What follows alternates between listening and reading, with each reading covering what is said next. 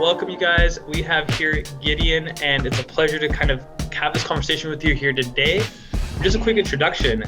Gideon, professor, engineer, cybersecurity expert, and a technologist at heart. So got to say thank you for this opportunity, and we're very excited to talk all things cyber, the book, and yeah, so if you just want to kind of give us a little bit more of just give us a deep dive on who is Gideon. Well, I'm basically an engineer dealing with innovation project for many, many years in different areas. I worked deep in coal mines, and I worked at NASA. I worked with the U.S. government, with corporate industries, and eventually developed a small engineering practice where I introduced and what I call a generic innovation engine. It's a new kind of technology. Eventually, I developed it into a PhD thesis, and I became someone that is helping others to be more effective in their innovation. I applied the same technology to myself and got some 35 patents in a very small space of time. And this led me to some insight. That's why I'm coming here to this interview.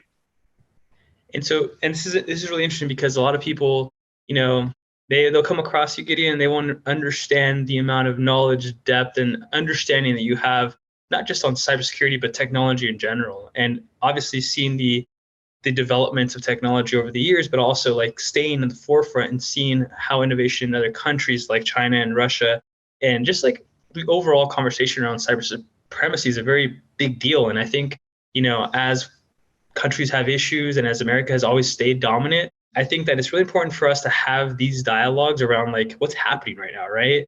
And of course, these biased news networks will talk about things that favor the right, favor the left, and it's not really having a real conversation around what's happening globally. And I think you have the experience and the know-how of like what you've seen in other countries like China and their technology, and obviously here what we're doing here, and just a little bit about like how we are behind. And then there is a very big turn that needs to occur in cybersecurity, and I think you can kind of touch base a little bit on that.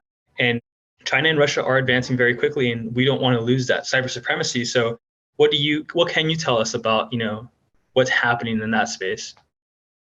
Yeah, well, I have a special insight based on my role as the Chief Technology Officer at Bitmint. We develop high-end security products, including digital money. We work with various countries around the world, not just domestically. I have been teaching in the University of Maryland, in Case Western, cybersecurity. And all this created a situation where I stumbled on some new important insight as to the future of cryptography. And I look around, and a lot of the leaders and the establishments are not aware that cryptography is about to take a turn and not continue in the same linear trajectory it was for so many years. And if we miss this turn, we're going to go off the road, and we have enough challenges that will yank our cybersecurity supremacy from us to themselves. That's why it is important to shout this message as loud as possible. And I do have kind of an advantage being that we do have dialogue outside of this interview, and I definitely do have some understanding of just how the NSA became or helped us become the cyber supremacy, right? And I think that, going back to the way the NSA used to really be dominant is we depended on smarts, right? We depended on our smarts in engineering and being able to solve mathematical equation within the cipher space, right? But now I'm sure you're going to explain a little bit more how that's changing and how now it's no longer a game of who has the smartest engineer in a mathematical equation, but more or less on this whole conversation around pattern devoid cryptography. And that is going to be the new baseline for a lot of cryptography and cybersecurity in general. And I know that here in America, we're falling a little bit behind on understanding that and adopting that technology methodology. And so you've seen this firsthand working in China and working in other places. And so can you guys just can you give us, I guess, a little bit more of a general understanding of like how our traditional ways of doing cybersecurity are no longer effective? Yeah, when you go to other places, you see that the top leadership in the cybersecurity understand that there is a change, and the concept of randomness, of quantum randomness that is not algorithmically generated, which is fake randomness, but true randomness in large quantities, can change the way we do cryptography today. For years, the modus operandi of the NSA was to convince the world that some ciphers are unbreakable, so they can trust those ciphers to the most valuable secrets, but in secret to crack them. It started this modus operandi in World War II, where Alan Turing secretly cracked the Enigma, and the Germans trusted the Enigma with all their valuable secrets. This modus operandi, which was successful till now, America is the superior factor in global security.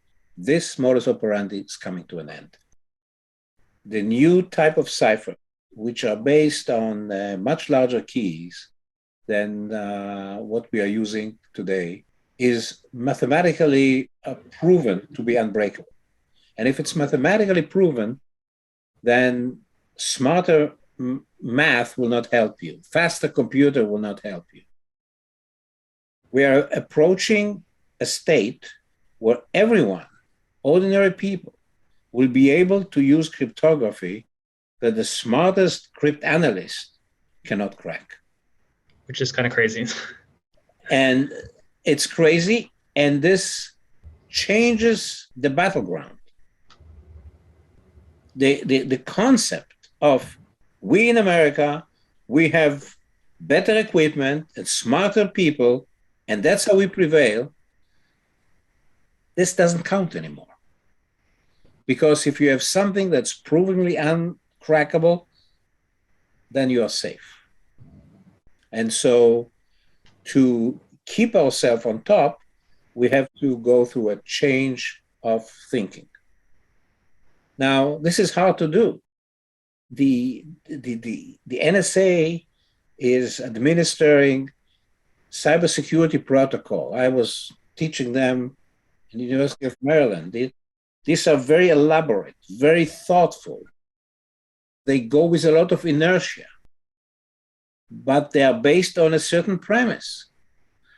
If the premise changes, no matter how much inertia those protocols have, they have to be replaced. But it's very hard for any bureaucracy to replace it.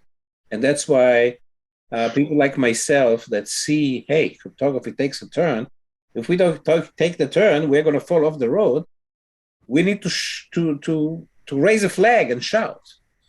And I'm here in this interview shouting about a thriller that I wrote.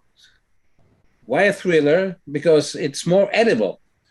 It's easier to get the message reading a nail-biting thriller with it's a page turner than to read some boring white paper. That's why I'm doing it. Now, people ask me, why do you write a thriller? I said, look, if I had a nice voice, I would have been a rapper and you would hear a song about this message. It's all about the delivery of the message. Exactly. If I had Picasso's brush, you would see my message on a canvas. Yeah. But all I am a storyteller. Yeah. You get a thriller. And so I've actually gotten the privilege to read this thriller, and I think that I've obviously known you for quite some time now, and I know the importance of this message that needs to get out. And it's just something that, like you said, like you've worked with high-level individuals within the government and within big corporations, and they're just like not digesting the information like they should, or implementation, or really understanding the realization that, hey, this whole ecosystem is evolving, and if we don't evolve, we're going to fall really behind really quickly. And so you're a man of solutions, 35 patents, I think, under your belt just in cyber. And I think that's something that's, countries have come to you and asked you for your consulting and mentorship. And it's funny that we have you here and the privilege of being an American and not being able to implement. So thank you for the book that you've written. And I think that if people read this book or even just connect with you, they'll start to really understand the viability of like continuing in this cyber supremacy and moving forward. Like, I think you have the key to this problem. And that the more people start to dive into your work and dive into, what it is that you're trying to share, this message, the more better it'll be for everybody involved. And so, yeah, the book obviously called The Cipher That Came In From the Cold, just released last week, I believe. A few weeks ago, yeah.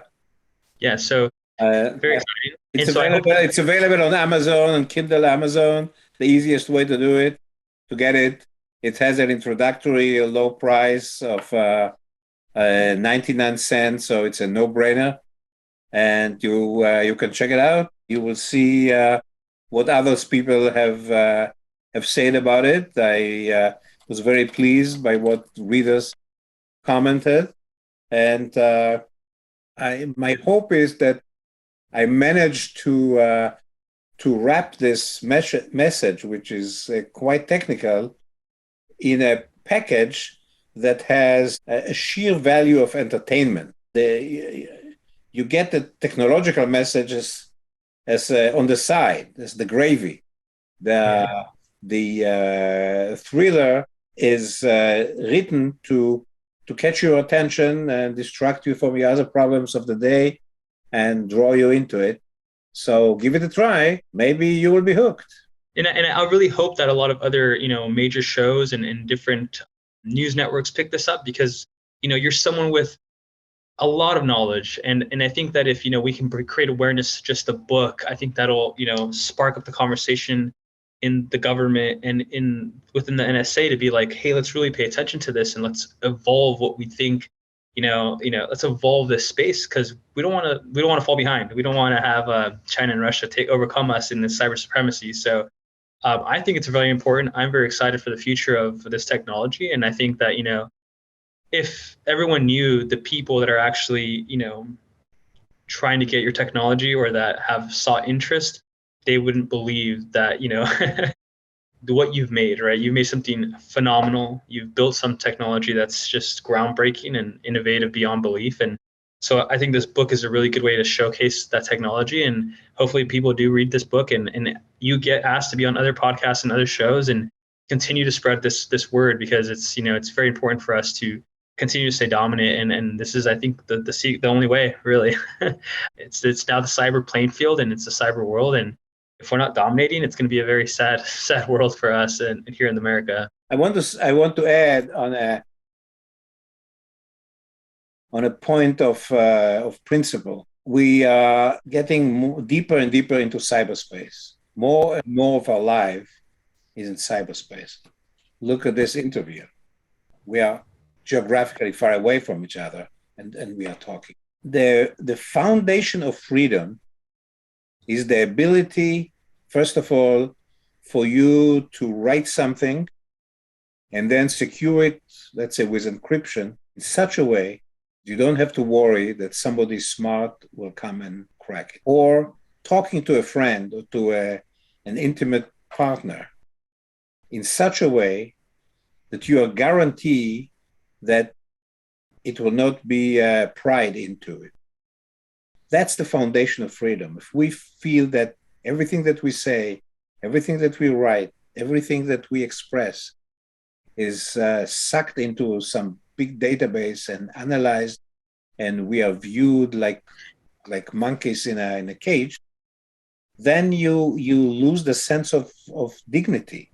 You lose the sense of dignity, you stop innovating, and humanity cannot survive.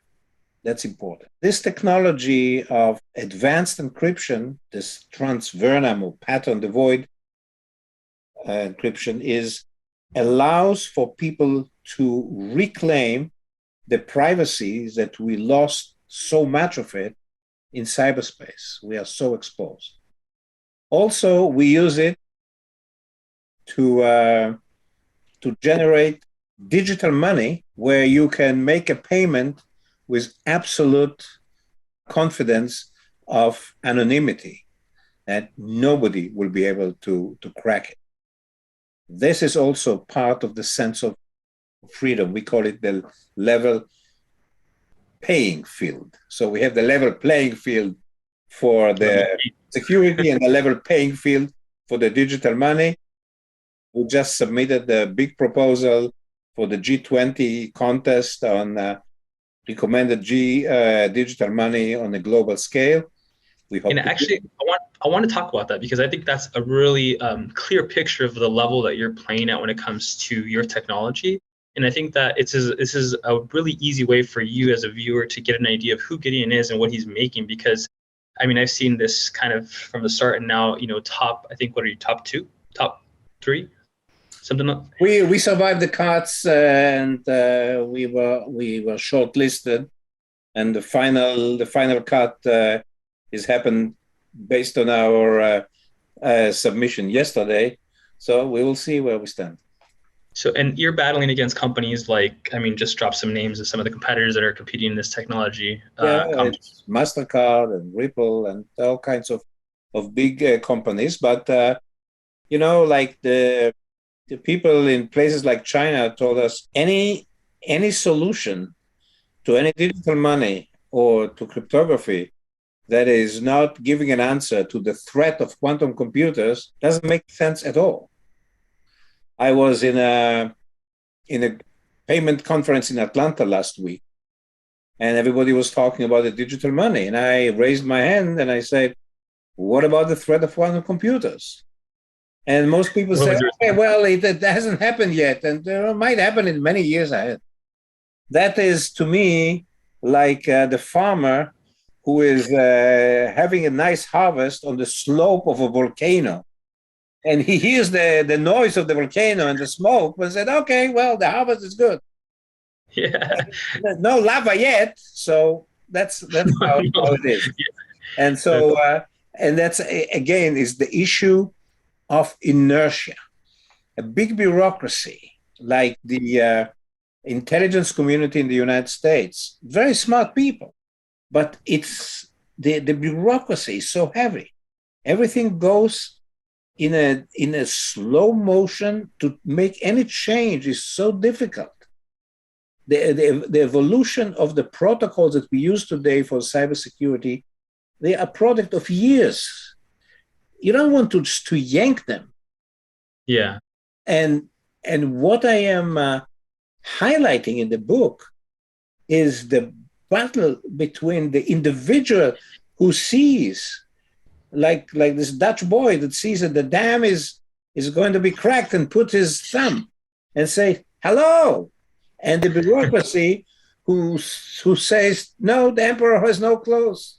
That doesn't see that the emperor has no clothes, but say, hey, the emperor is nicely dressed.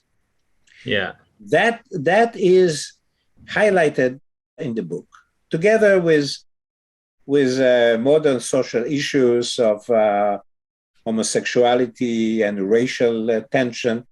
The book is quite reflective of modern life in America.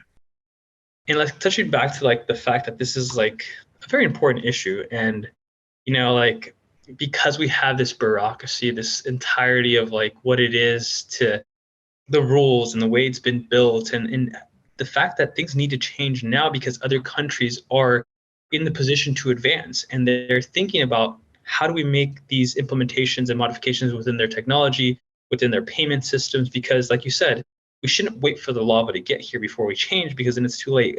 Everything's dead. And other countries realize that. And I think for us is like, we're still stuck in our ways and not open to the innovation that we once were, and tying that all back into freedom and how, like the conversation around censorship and data privacy and all of these big issues that people are obviously concerned about, but they don't know really where to go for a solution or how to get help. I think really need to pay attention to this, because this is what you're kind of bringing to the table. You're saying, hey, let's look at some technology that is quantum proof, right? That you can compete against quantum computing when it does get here. I mean, obviously China was interested because of this solution, right? And a few other places that are paying attention. But the whole fact of it being is you have the key, and you just want these people in the highest level of intelligence here in the States or the US government. I mean, we've even talked about like, how can we get a big bank to pay attention to this, to implement and see how advanced they become in the marketplace? And then that will obviously gain us more attention and get more adoption, right? Ultimately, that's the goal. And so, yeah, this book is exciting. And I'm sure that it will achieve this awareness that we're looking for. And I think this interview gives a lot of these viewers a good idea of what's happening and who you are, what you've built. And, like, I'm humbled to be here and speaking with you. And yeah, I've just continued to be a big believer of like continuing the vision of sharing what this technology can achieve and how it can help America continue being cyber supreme. So yeah, this has been a pleasure. I don't know if there's any final thoughts or anything you want to leave off with for the viewers. I would say in general, when